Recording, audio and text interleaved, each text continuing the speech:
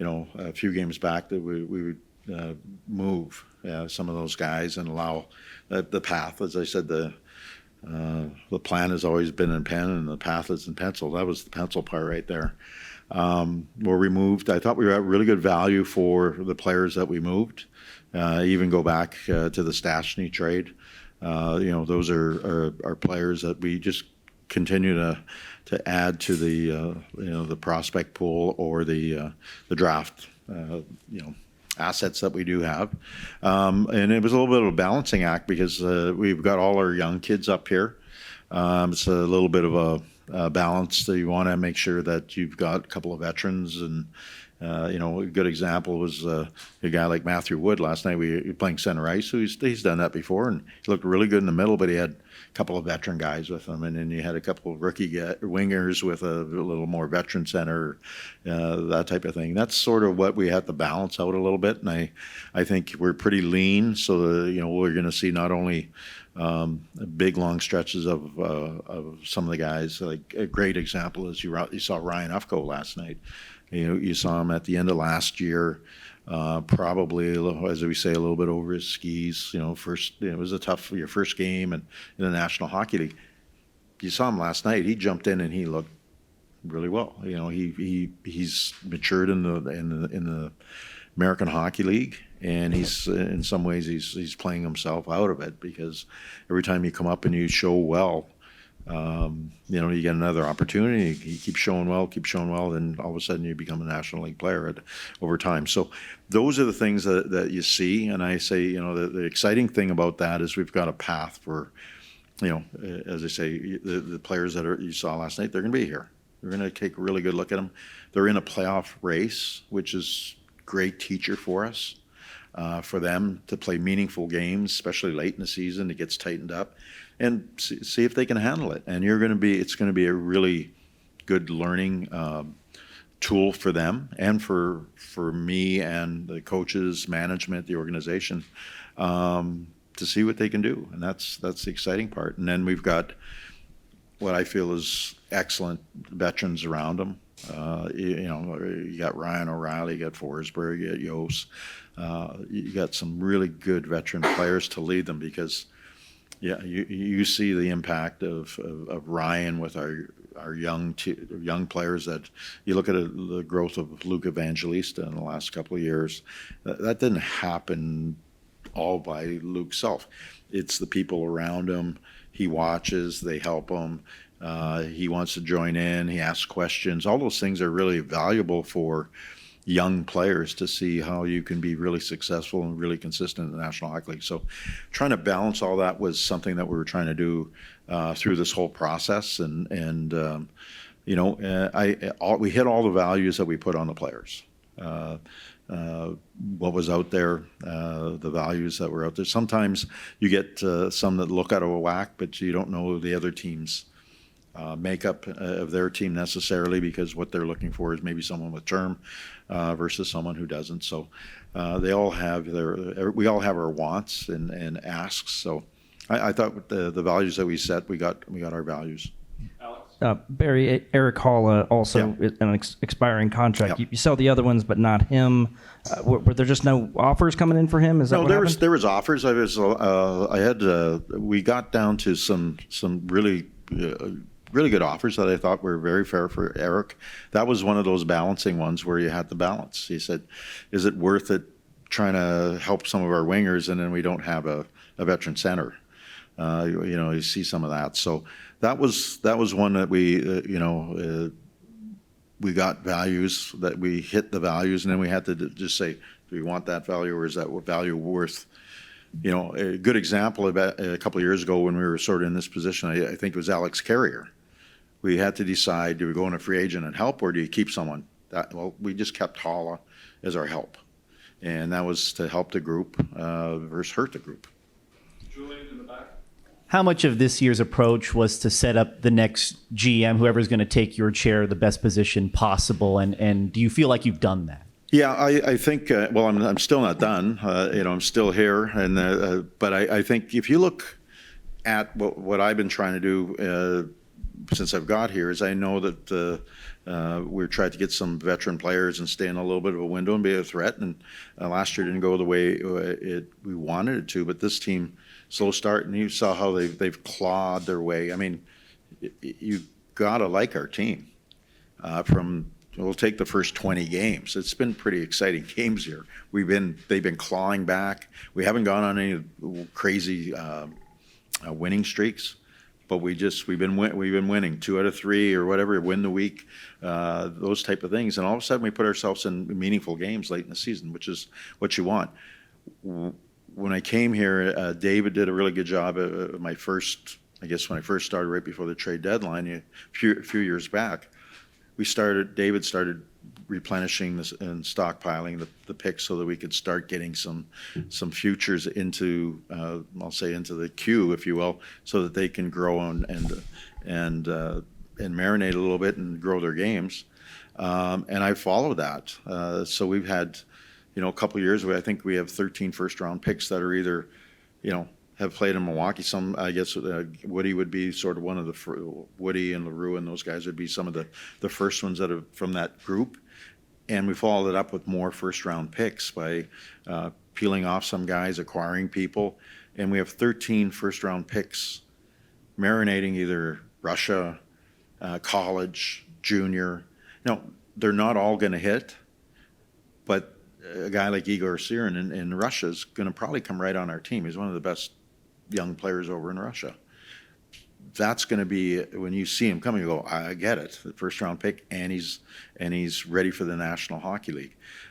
You're seeing some of the players even from last year's draft, Riker Lee and Brady Martin and people like that. Those are guys that are going to be in the queue as well. So the next general manager is going to have that already coming, because when you draft a player, you look at it and really, it takes, I always say it's draft them and then 4 years. And then they may make your team earlier, but really have impact probably in that 4th year.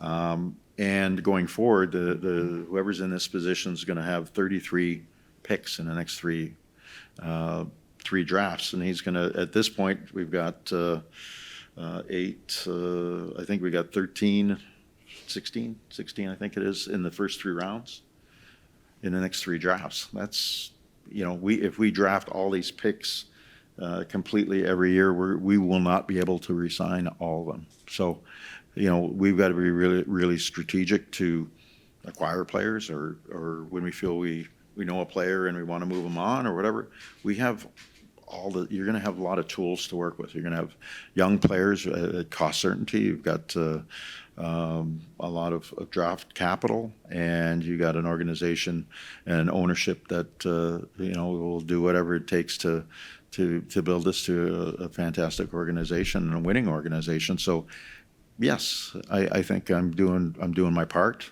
I'm not done. We still got a couple months before the draft, so usually it gets quiet from now to the end of the season. As soon as the season ends, there'll be teams looking at free agency. I don't think there's a lot in free agency at this point. I know there isn't. So I think a lot of teams will circle back, and we'll look at our team, what we have coming. Got some really good college players that possibly could come out. We have a couple junior players that may come out as well. We'll just see where we are, but we aren't done, and I'm not done unless I get replaced tomorrow. So I'm going to continue to work to try to add more things and get us ready for whoever's in my seat and when that time comes. Robbie? Barry, from the outside looking in, we would assume that there was a lot of interest in Ryan O'Reilly, a lot of trade value. How much interest was there? Was there a point where you were close to moving him, and why the decision to keep him?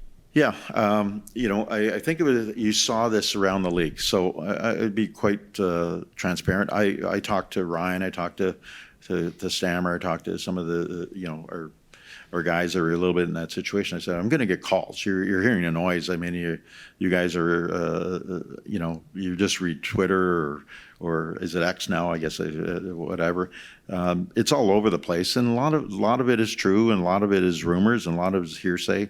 And I pull them aside and I said, listen, I don't want to get rid of you guys, but if I get an offer, and I've been consistent on this, if I get an offer that makes sense and knocks our socks off for what we're trying to do, I'm going to take it to you, and you have the right to say yes or no. In some cases, in Ryan's case, that was something I respect. When Ryan came here, I said he would be part of that process. He has no protection, so I think out of respect to the way we did the deal, respect to Ryan, well, how much he means to the organization, what he does for the organization, and the impact he has on that. I kept him in the loop, if you will, in terms of, I think X, Y, and Z, I think they could knock my socks off. And if they do, I'm going to bring it to you. And so he was aware. I think we got, fairly close, but until it's done, it's not done. So there was a lot of interest in that. But you saw that around, we had a certain value. If you hit your value, then that was a go. And I think you saw that around the league, because I think rumors of other players, of Ryan, were in the same category. I think only one of them really went. Maybe, and so a couple of the ones that were, just they had the same value. You said, if they give us this value, we'll move the player. If not, then we're happy. I don't have to move Ryan O'Reilly. He has a lot of value for us. So that was just the thought process, and we stuck to it, and we stayed disciplined there. Alex? Barry, this is kind of a unique situation since you've announced your retirement, and there's going to be a new GM coming in. I'm curious, how much involvement did ownership have in this too? Were they involved at all? Or was it just you and your assistants involved in all these decisions? Well, I think it's I'm always try to be respectful. I think with ownership, Bill's been fantastic. Bill, we've been in concert in terms of in step with, okay, this is where I want to take the team. This is what might happen. So we talk pretty well every couple of days if anything's happening, and I try to fill them in. It's no different than any other business. Is that if you're own whatever business you just want to know what's happening. You don't want to be surprised by anything. So if I think something's coming down the pipe, I say, it'd be a call. Hey, I think this is going to happen today, or this could be a possibility. Reach out to Bill, and if there's any questions, we just talk about it. So, but there's just great collaboration in terms of, this is where we want to go. He's just fully supportive. He sees the things that are happening. He's making things happening. In terms of giving the players all the things that they need. And that's with our whole management and ownership team. So I think, there's no interference at all. It's just good in-step collaboration, which it should be. Robbie? On the Marchessault front, where do things stand with him? There have been some reports out there that maybe you guys were shopping him around a little bit. Where do things currently stand? I like I said with anybody, it was my job, anybody that was on our team, to see if there was interest in all players, be it Steven Stamkos, Ryan O'Reilly, anybody. And what it does is you never know how players react or whatever, but I have to be open to everything, because if I say this I don't want to look at that, it doesn't work that way. Sometimes what a player wants to do or what management want to do don't match up. So you got to look at everything, because you have to sometimes pivot at a second's notice, and that happens a lot in this business. Any other questions? Well, just to follow up on that. I mean, Stamkos has obviously been on a tear recently with the way he's played. Yeah, no, there was probably a lot of calls. There was a lot of calls on Stammer. They're like, and I said, absolutely, he's playing great for us, and he's hot. He's got to stay hot because we're in a playoff race. But I say that to say, Marchessault, just from a production standpoint, and I know injuries have been a part of it this year, but it just hasn't worked yet. So Where do you think that relationship stands right now in terms of his long-term outlook here? Well, I'll say this: two things. Marchie's a very productive player still. He's been snake bit. I was sort of not chuckling last night, but he was the one that was right off the post. That puck was bouncing every time he moved his stick. It was bouncing, and it's just gone through a frustrating year for him. At the same time, I'll say I can tell you, I haven't had we thought our center ice could prop it up and his scoring, but we really haven't had a true playmaker with him. And when he does play with, let's say he hasn't played much with Orion because Stammer gets hot or Phil gets hot, and Marchie hasn't played as much with O'Reilly, and so certain players like Marchie's fantastic around the net. He's a scorer. He still can score. He can do all that. But you need complement. I don't have sometimes the right pieces for him. So it does hurt his game. And I just believe that you need certain pieces. I didn't have this year the right pieces for him full time. And then he got hurt a little bit this year, which has stalled him out, but he's still got lots of game. He really does. And, he's a player that can get frustrated sometimes, but when he gets hot, he's hot. And you saw that. I mean, last year I think he had 56 points or something like that, and he had a real slow start, I would say, and then he got 56 points. So he's still very productive. He's dangerous.